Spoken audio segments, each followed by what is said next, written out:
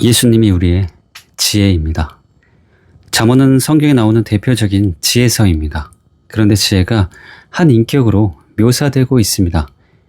여호와께서 그 조화의 시작, 곧 태초에 일하시기 전에 나를 가지셨으며 만세 전부터 상고부터 땅이 생기기 전부터 내가 세움을 입었나니 아직 바다가 생기지 아니하였고 큰 샘들이 있기 전에 내가 이미 났으며 산이 세우심을 입기 전에 언덕이 생기기 전에 내가 이미 났으니 하나님이 아직 땅도 들도 세상 진토의 근원도 짓지 아니하셨을 때라. 그가 하늘을 지으시며 궁창으로 해면에 두르실 때 내가 거기 있었고 그가 위로 구름 하늘을 견고하게 하시며 바다의 샘들을 힘있게 하시며 바다의 한계를 정하여 물로 명령을 거스리지 못하게 하시며 또 땅의 기초를 정하실 때에 내가 그 곁에 있어서 창조자가 되어 날마다 그 기뻐하신 바가 되었으며 항상 그 앞에서 즐거워하였으며. 여기서 나는 지혜입니다. 그런데 한 인격으로 묘사되며 천지 창조 때 창조자가 되어 하나님 곁에 있었다고 말하고 있습니다. 그런데 성경에 다음과 같은 말씀이 있습니다. 태초에 말씀이 계시니라. 이 말씀이 하나님과 함께 계셨으니 이 말씀은 곧 하나님이시니라. 그가 태초에 하나님과 함께 계셨고 만물이 그로 말미암아 지은 바 되었으니 지은 것이 하나도 그가 없이는 된 것이 없느니라. 그러니 이 지혜가 누구이겠습니까? 바로 예수님입니다. 오직 부르심을 입은 자들에게는 유대인이나 헬라인이나 그리스도는 하나님의 능력이요 하나님의 지혜니라. 이처럼 바울은 예수님이 하나님의 지혜라고 말했습니다. 심지어 바울은 다음과 같이 말했습니다. 예수님 안에는 지혜와 지식의 모든 보화가 감추어 있느니라. 실제로 예수님은 릭 조이너의 영적 체험에서 줄곧 지혜로 출현하셨습니다. 그리고 자신 안에 있는 풍성한 지혜와 지식의 보화를 나누어 주셨습니다. 그래서 빛과 어둠의 영적 전쟁을 비롯한 3권의 시리즈로 된 책이 그토록 가치가 있는 것입니다. 그러면 진실로 예수님은 하나님의 지혜이십니다. 그런데 빅뉴스가 있습니다. 그것은 하나님의 지혜이신 예수님이 저와 여러분에게 지혜가 되어주신다는 사실입니다. 예수님은 바울에게만 혹은 릭 조이너에게만 지혜가 되시는 분이 아닙니다. 저와 여러분에게도 지혜가 되시는 분입니다. 너희는 하나님께로부터 나서 그리스도 예수 안에 있고 예수는 하나님께로 나와서 우리에게 지혜가 되셨으니. 바울은 예수님이 저와 여러분을 포함한 우리에게 지혜가 되셨다고 말합니다. 그러므로 예수님의 지혜는 우리가 무관한 것이 아닙니다. 이것을 우리는 예수님과 우리와의 다른 관계들을 묘사한 것을 통해서 재차 확인할 수 있습니다. 너희가 나를 선생이라 또는 주라 하니 너희 말이 옳다. 내가 그러하다. 이처럼 예수님은 우리의 스승입니다. 그러므로 예수님은 우리가 궁금할 때 묻고 가르침을 받을 수 있는 우리의 지혜이십니다. 나는 선한 목자라. 내가 내 양을 알고 양도 나를 아는 것이 아버지께서 나를 아시고 내가 아버지를 아는 것 같으니 나는 양을 위하여 목숨을 버리노라.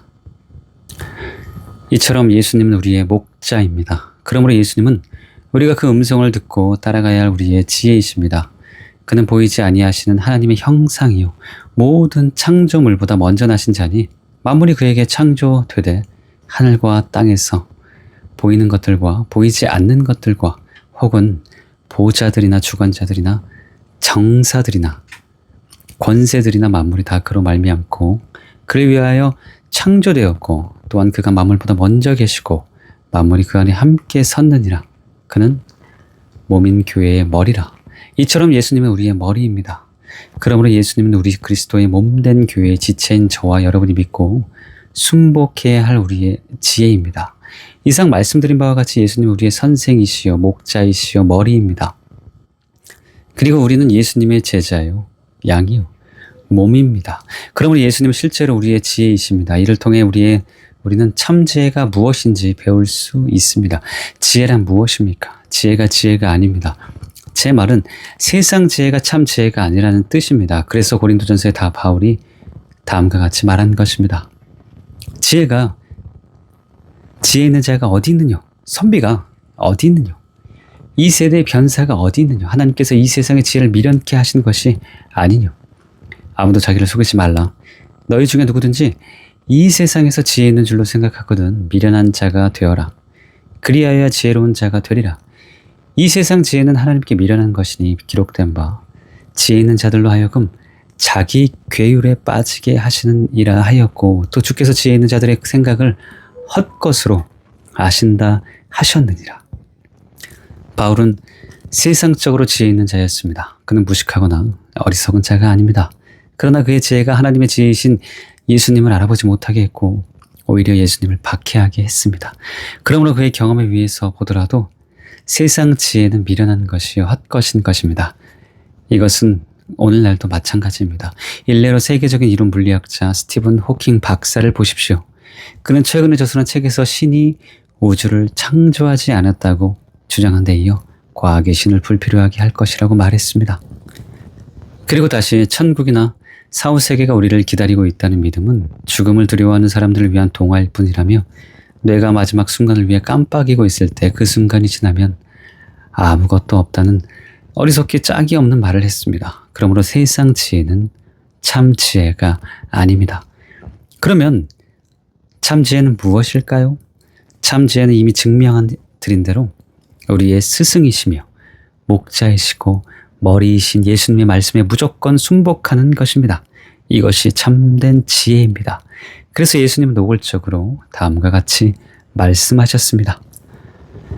그러므로 누구든지 나의 이 말을 듣고 행하는 자는 그 집을 반석 위에 지은 지혜로운 사람 같으리니 비가 내리고 창수가 나고 바람이 불어 그 집에 부딪히되 무너지지 아니하나니 이는 주초를 반석 위에 놓은 연고요. 나의 이 말을 듣고 행치 아니하는 자는 그 집을 모래 위에 지은 어리석은 사람 같으리니 비가 내리고 창수가 나고 바람이 불어 그 집에 부딪힘에 무너져 그 무너짐이 심하니라. 예수님의 이 비유가 정확하게 보여주듯이 하나님의 지혜이신 예수님의 말씀을 잘 듣고 순종하는 것이 최고의 지혜입니다. 그렇게 하는 개인이나 교회나 국가는 마치 반석 위에 세운 집과 같아 결코 무너지지 않습니다. 그러나 아무리 지혜 있는 척해도 하나님의 지혜이신 예수님의 말씀을 믿고 순복하지 않으면 모래 위에 세운 집처럼 무너지고 맙니다. 이 점을 생각할 때 기독교인임을 자처하지만 성경을 멸시하며 성경에 반하는 정책만 펴고 있는 가짜 그리스도인 벼락 오바마가 미국의 대통령이라는 것은 미국민에게 불행이고 재앙입니다. 우리는 미국에 다시는 이런 대통령이 세워지지 않고 우리나라에도 그런 대통령이 세워지지 않도록 대선을 위해 지금부터 간절히 기도해야 합니다. 참 지혜가 무엇인지를 우리는 지혜자 솔로몬의 삶을 통해 배울 수 있습니다. 솔로몬은 다윗 왕의 아들 중 지혜가 출중했습니다. 게다가 그는 하나님께 지혜를 구하여 전무후무한 지혜를 선물로 받았습니다. 그는 그 지혜로 잠언, 전도서, 아가서를 썼고 지혜자라 불리웠습니다. 그러나 그는 자신이 받은 지혜보다 하나님을 더 신뢰했어야 했습니다. 그러나 솔로몬은 자기 지혜를 더 신뢰했습니다. 솔로몬 왕이 바로의 딸 외에 이방의 많은 여인을 사랑하였으니 곧 모압과 암몬과 에돔과 시돈과 헷 여인이라. 여호와께서 일찍이 이 여러 국민에게 대하여 이스라엘 자손에게 말씀하기를 너희는 저희와 서로 통하지 말며 저희도 서로 통하게 말지라. 저희가 정령코 너희의 마음을 돌이켜 저희의 신들을 쫓게 하리라 하셨으니 솔로몬이 저희를 연애하였더라. 왕은 후비가 700인이요 빈장이 300인이라. 왕비들이 왕의 마음을 돌이켰더라. 솔로몬이 나이 늙을 때 왕비들이 그의 마음을 돌이켜 다른 신들을 쫓게 하였으므로 왕의 마음이 그 붙인 다윗의 마음과 같이 아니하여 그 하나님 여호와 앞에 온전치 못하였으니 이는 시돈 사람의 여신 아스다롯을 쫓고 암몬 사람의 가증한 밀검을 쫓음이라. 솔로몬이 여호와의 눈앞에 악을 행하여 그 붙인 다윗이 여호와를 온전히 쫓음과 같이 쫓지 아니하고 모압의 가증한 그 모스를 위하여 예루살렘 앞산에 산당을 지었고 또 암몬 자손의 가증한 몰록을 위하여 그와 같이 하였으며 자가 또 이족 후비들을 위하여 다 그와 같이 한지라. 저희가 자기의 신들에게 분향하며 제사하였더라. 솔로몬이 마음을 돌이켜 이스라엘 하나님 여호와를 떠남으로 여호와께서 저에게 진노하시니라. 솔로몬의 이런 행동은 두 가지 하나님의 말씀을 위반한 것입니다. 먼저 이 구절 자체에 나타나듯 하나님께서 이스라엘 백성들에게 삼가 지키라고 명령하신 것을 어긴 것입니다. 너는 내가 오늘 내게 명하는 것을 삼가 지키라. 보라, 내가 내 앞에서 아모리 사람과 가나안 사람과 헷 사람과 브리스 사람과 히위 사람과 여부스 사람을 쫓아내리니 너는 스스로 삼가 내가 들어가는 땅에 거민과 언약을 세우지 말라. 그들이 너희 중에 올무가 될까 하노라. 너희는 도리어 그들의 단을 헐고 그들의 주상을 깨뜨리고 그들의 아세라상을 찍을지어다. 너는 다른 신에게 절하지 말며 여호와는 질투라 이름하는 질투의 하나님임이니라. 너는 삼가 그 땅에 거민과 언약을 세우지 말지니 이는 그들이 모든 신을 음란히 섬기며 그 신들에게 희생을 드리고 너를 정하면 내가 그 희생을 먹을까 함이며 또 내가 그들의 딸들로 내 아들들의 아내를 삼음으로 그들의 딸들이 그 신들을 음란히 섬기며 내 아들로 그들의 신들을 음란히 섬기게 할까 함이니라. 그리고 이것은 이스라엘 나라의 왕이 세워지기 전에 미리 왕이 준수해야 할 규례에 말씀하신 하나님의 명령을 어긴 것입니다. 내가 내 하나님 여호와께서 내게 주시는 땅에 이르러서 그 땅을 얻어 거할 때 만일 우리도 우리 주위에 열국같이 우리 위에 왕을 세우리라는 뜻이 나거든 반드시 내 하나님 여호와의 택하신 자를 내 위에 왕으로 세울 것이며 내 위에 왕을 세우려면 내 형제 중에서 한 사람으로 할 것이요 내 형제 아닌 타국인을 내 위에 세우지 말 것이며 왕된 자는 말을 많이 두지 말 것이요 말을 많이 얻으려고 그 백성을 애굽으로 돌아가게 말 것이니 이는 여호와께서 너희에게 이르시기를 너희가 이후에는 그 길로 다시 돌아가지 말 것이라 하였음이며 아내를 많이 두어서 그 마음이 미혹되게 말 것이며 은금을 자기를 위하여 많이 쌓지 말 것이니라. 그가 왕위에 오르거든 레위 사람 제사장 앞에 보관한 이 율법서를 등사하여 평생에 자기 옆에 두고 읽어서 그 하나님 여호와 경외하기를 배우며 이 율법의 모든 말과 이 규례를 지켜 행할 것이라. 그리하면 그의 마음이 그 형제 위에 교만하지 아니하고 이 명령에서 떠나 좌우로 우러나 치우치지 아니하리니 이스라엘 중에서 그와 그의 자손이 왕위에 있는 날이 장구하리. 이처럼 하나님의 왕이 세워지면 그들은 아내를 많이 두지 말고 율법서를 등사하여 평생 읽고 율법의 모든 말과 규례를 지켜야 한다고 명하셨습니다. 그러나 솔로몬은 자기의 지혜를 믿고 율법책을 읽는 것을 등한히 했습니다. 그래서 이런 규례를 몰랐거나 알아더라도 자기의 지혜를 더 믿고 이를 따르지 않았습니다. 그 결과 우상숭배죄를 짓고 나라가 둘로 쪼개지게 되었습니다. 이를 통해 우리는 다음 성경 구절이 진리임을 다시 한번 깊이 절감하게 됩니다. 하나님의 미련한 것이 사람보다 지혜 있고 하나님의 약한 것이 사람보다 강하니라. 그렇습니다. 하나님의 미련한 것이 사람보다 지혜 있습니다. 그러므로 아무리 솔로몬처럼 엄청난 지혜를 받았어도 하나님의 말씀대로 사는 것이 최고의 지혜입니다. 그러니 하물며 솔로몬과 같은 지혜를 받지 못하는 우리들이겠습니까? 그러므로 우리는 자신이 가지고 있는 사사로운 지혜를 버리고 하나님의 말씀에 절대 복종해야 합니다. 그리고 여기서 우리가 생각해야 할 것은 성경만 하나님의 말씀이 아니라는 것입니다. 예수님 자신이 곧 하나님의 말씀입니다. 태초에 말씀이 계시니라. 이 말씀이 하나님과 함께 계셨으니 이 말씀은 곧 하나님이시니라. 그가 태초에 하나님과 함께 계셨고 만물이 그로 말미암아 지은 바 되었으니 지은 것이 하나도 그가 없이는 된 것이 없느니라. 말씀이 육신이 되어 우리 가운데 거하심에 우리가 그 영광을 보니 아버지의 독생자의 영광이요 은혜와 진리가 충만하더라. 태초부터 있는 생명의 말씀에 관하여는 우리가 들은 바요 눈으로 본 바요 주목하고 우리 손으로 만진 바라. 그러므로 우리는 성경대로 살 뿐 아니라 예수님의 음성에 귀를 기울여야 합니다. 그리하여 마치 가나 혼인잔치 집에서 마리아가 하인들에게 너희에게 무슨 말씀을 하시든지 그대로 하라고 말했던 것처럼 주님의 음성에 온전히 순종해야 합니다. 우리는 우리의 목자이신 예수님의 음성에 귀를 기울이고 온전히 따라가야 합니다. 그렇게 하면 시편 23편이 우리에게 실제로 이루어집니다.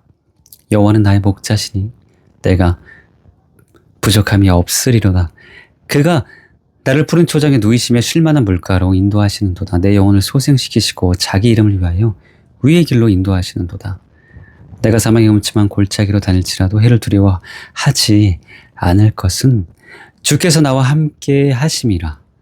주의 지팡이와 막대기가 나를 안위하시나이다. 주께서 내 원수의 목전에서 내게 상을 베푸시고 기름으로 내 머리에 바르셨으니 내 잔이 넘치나이다. 나의 평생의 선하심과 인자하심이 정녕 나를 따르리니 내가 여호와의 집에 영원히 거하리로다. 실제로 이 시편의 저자인 다윗은 단순히 성경대로만 살려고 한 자가 아니라 주님의 음성을 듣고 그 인도하심을 따른 자였습니다. 그러므로 우리도 그렇게 해야 합니다. 그럴 때 여기서 기록된 대로 부족함이 없는 삶, 그리고 원수의 목전에서 상을 베풀어 주시는 삶을 실제로 경험하게 될 것입니다. 사랑하는 여러분, 다시 말씀드리지만 예수님이 하나님의 지혜이시며 우리의 지혜입니다. 그러므로 예수님의 음성을 듣고 따라가는 것이 곧 최고의 지혜입니다. 오직 지혜는 성공하기에 유익하니라. 그러므로 예수님의 음성을 듣고 따라가면 성공하게 되어 있습니다. 왜냐하면 그것이 최고의 지혜이기 때문입니다. 여러분도 동의하시리라 믿습니다. 지혜가 가장 절실히 필요한 곳은 전쟁터입니다. 전시에 작전을 어떻게 짜느냐에 따라 자신뿐 아니라 병사들 그리고 국민들의 생명이 달려있기 때문입니다. 그런데 그런 절대절명의 시기에 다윗은 자기의 지혜를 믿지 않고 주님께 묻고 인도를 구했습니다. 블레셋 사람이 다시 올라와 르바임 골짜기에 편만한지라 다윗이 여호와께 묻자오되 가라사대 올라가지 말고 저희들로 돌아서 뽕나무 숲을 맞은편에서 저희를 엄습하되 뽕나무 꼭대기에서 걸음 걷는 소리가 들리거든 곧 동작하라. 그때 여호와가 내 앞에 나아가서 블레셋 군대를 치리라 하신지라. 이에 다윗이 여호와의 명령대로 행하여 블레셋 사람을 쳐서 게바에게서 게셀까지 이르니라. 이 구절 외에도 성경의 곳곳을 통해 우리는 최고의 전략이 주님의 음성에 귀를 기울이는 것임을 알 수 있습니다. 이것은 오늘날도 마찬가지입니다. 그리고 전쟁뿐 아니라 모든 분야에서 그렇습니다. 성경이 성경을 모략과 재능의 신이라 부르고 있는 이유가 거기에 있습니다. 그러므로 우리는 오직 주님의 음성에 귀를 기울이고 그 인도를 따라가야 합니다. 끝으로 이것을 말씀드리고 싶습니다. 본문에서 바울은 예수님이 우리에게 지혜가 된다고 했습니다. 그런데 그 의미에 대하여 하나님의 사람 찰스 피니는 이렇게 말했습니다. 그리스도는 어떤 의미에서 우리의 지혜가 되십니까? 그는 종종 하나님의 지혜라고 불리웁니다. 그리고 잠언에서는 그를 지혜라고 부르고 있습니다. 그러나 그가 어떻게 우리에게 지혜가 되십니까? 그 안에 내포되어 있는 의미는 이렇습니다. 즉 우리는 그의 지혜의 모든 혜택을 절대적으로 누리고 있습니다. 그리고 우리가 마땅히 행해야 할 믿음을 실행한다면 우리는 마치 우리가 그 지혜를 가지고 있었던 것처럼 확실하게 그 지혜의 인도함을 받을 것입니다. 그리고 그것은 모든 면에서 우리에게 아주 적합할 것입니다. 그렇지 않다면 그가 우리에게 지혜가 되신다는 말은 사실일 수가 없습니다. 그가 비록 지혜에 무한한 원천이라 할지라도 우리가 그의 지혜에 참여하지 못하며 그의 지혜가 우리의 것으로 쓰이라는 보장이 없다면 어떻게 그가 우리의 지혜가 된다고 말할 수 있겠습니까? 그러므로 그를 믿기만 하면 우리는 그릇됨이 없이 인도되기에 필요한 만큼 얼마든지 우리에게 본래부터 그 지혜가 있었던 것처럼 그 지혜를 확실하게 가질 수 있습니다. 또 같은 설교에서 피니는 또 이렇게 말했습니다.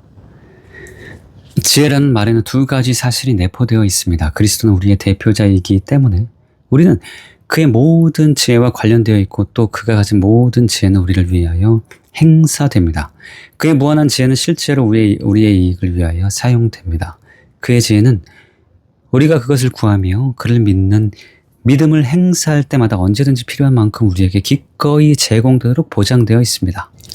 이 점에 있어서 우리는 그의 무한하신 충만함으로부터 우리가 필요로 하는 모든 것을 받을 수 있습니다. 그리고 우리가 무슨 일에 서든지 언제든지 필요로 하는 지혜를 그로부터 받지 못한다면 그것은 우리가 믿음을 행사하지 않았기 때문입니다. 그러므로 우리가 예수님을 실제로 우리의 지혜로 경험하려면 예수님이 우리의 지혜라는 것을 믿어야 합니다. 우리는 예수님을 임금과 구주로 믿어야 하는 것과 마찬가지로 예수님을 우리의 지혜로 믿어야 합니다. 그럴 때 예수님이 실제로 우리에게 지혜가 되어주십니다. 그래서 우리가 필요로 하는 인도를 받게 될 것이며 그 결과 형통하게 될 것입니다. 예수님을 믿는 자가 누리게 되는 혜택은 단순히 죽어서 천국 가는 것 이상입니다. 현세에서도 우리의 목자가 되셔서 우리를 인도해 주셔서 부족함이 없게 해 주십니다. 예수님을 믿는다는 것은 이렇게 복되고 신나는 일입니다. 그것은 종교생활 이상입니다. 그러므로 진실로 예수님을 지혜로 믿고 위지함으로 여러분 모두 이런 흥미진진하고 멋진 신앙생활을 실제로 경험하고 누리게 되시길 바랍니다. 할렐루야!